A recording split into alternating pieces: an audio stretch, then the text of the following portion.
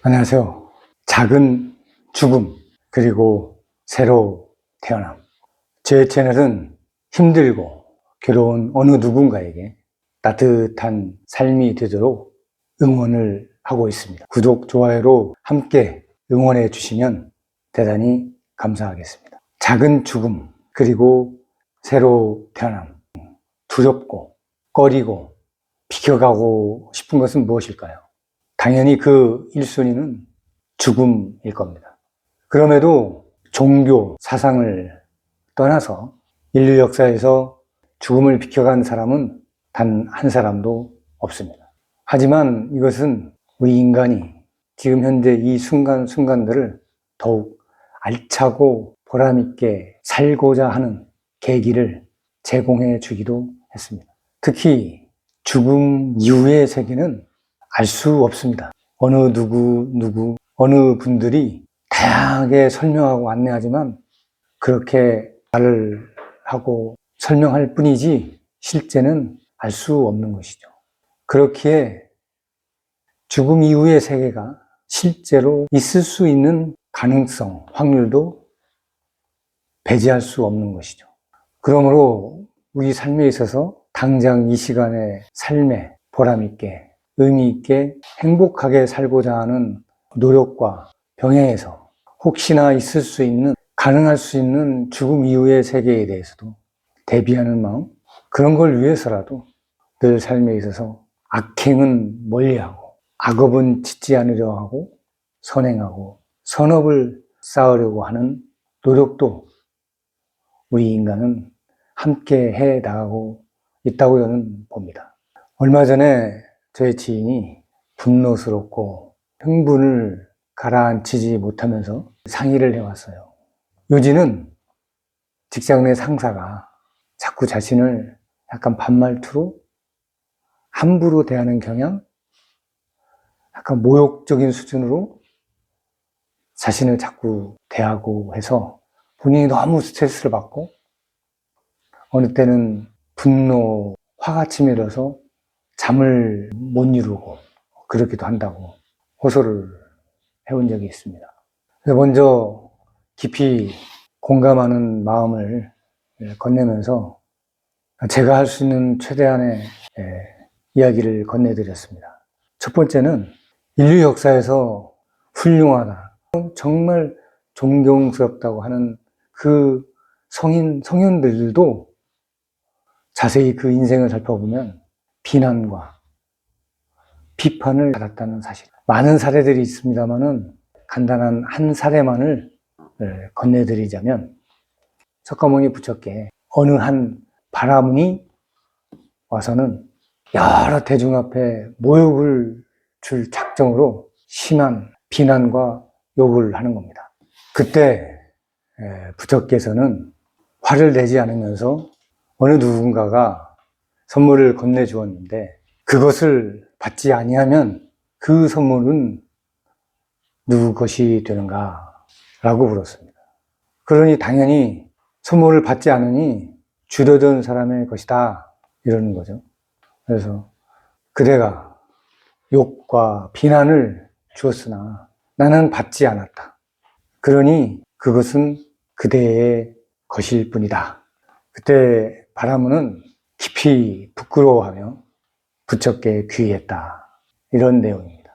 어쩌보면 굉장히 평이하고 윤리, 도덕적으로 그냥 그럴 법한 내용으로 쉽게 생각할 수 있지만 그 밑바탕의 뿌리에는 악행을 하고 악업을 하는 것에 따른 것은 반드시 그 자신이 과보를 받게 된다는 뛰어난 통찰의 이치가 담겨 있다.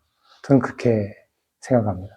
이가 받게 되는 과보는 그래서 저 심오한 깊은 바닷속으로 숨어도 결코 그 과보를 피할 수 없다. 이런 이치의 말씀들이 널리 알려져 있지 않습니까? 그 다음에는 담담하게 담백하게 대하는 것이 좋겠다. 상대가 좋지 않은 그 악행에 그것을 나에게 건넸는데 굳이 웃음을 보일 필요 없고 단호하게 길게 이야기할 필요 없이 스스로의 중심을 잡는 게 좋겠다 하는 말씀을 드렸고요. 마지막으로는 우리 인체의 몸을 구성하는 가장 기본적인 최소의 단위는 세포죠. 이 세포는 우리 몸 안에 약 30조 개의 세포가 있습니다. 피부세포, 뇌세포, 적혈구, 백혈구, 혈소판과 같은 혈액세포, 이런 세포들이 30조 개나 우리 몸을 구성하고 있습니다.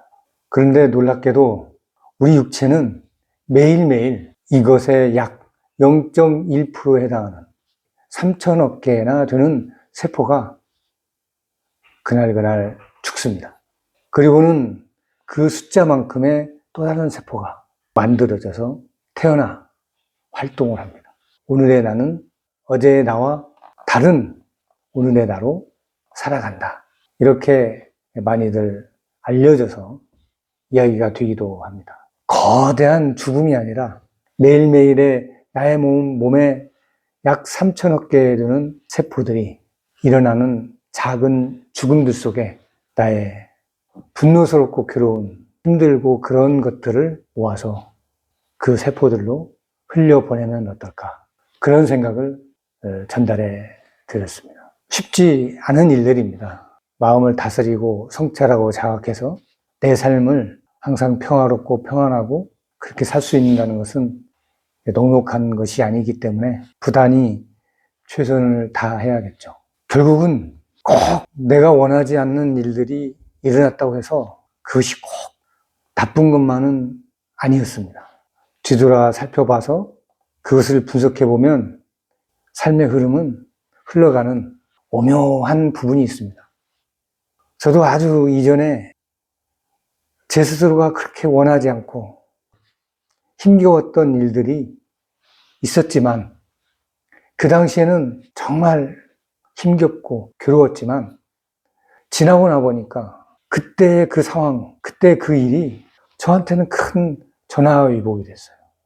그 계기가 또 다른 성찰에 힘을 줬고 자연스럽게 저는 다른 관점, 다른 방향, 넓고 길게 보는 방향으로 변화해서 그때 훨씬 생각 이상으로 훨씬 더 좋은 방향으로 나아가는 그 경험을 했었습니다. 이것은 굳이 폼 잡고 고급스럽게 이야기하고 잘난 체 하려는 그런 등등의 것이 아니라 실제로 힘든 일을 겪으면서 몸소 부딪히고 하면서 느꼈고 경험했던 일들입니다. 그러나 그 순간 바로 앞에 그 일은 나 자신에게 너무 힘겹고 어려운 일이죠. 어떻게 그 상황에서 넓고 멀리 볼 수 있겠습니까? 그 지근거리 앞에만 볼 수밖에 없는 것이 우리의 삶이기도 한데, 그래도 이런 이치들을 자꾸 살피고 탐구하고 성찰해 가면 또 조금씩 더 우리는 행복해지고 평화롭고 평안해지지 않을까, 그렇게 응원해 봅니다. 감사합니다.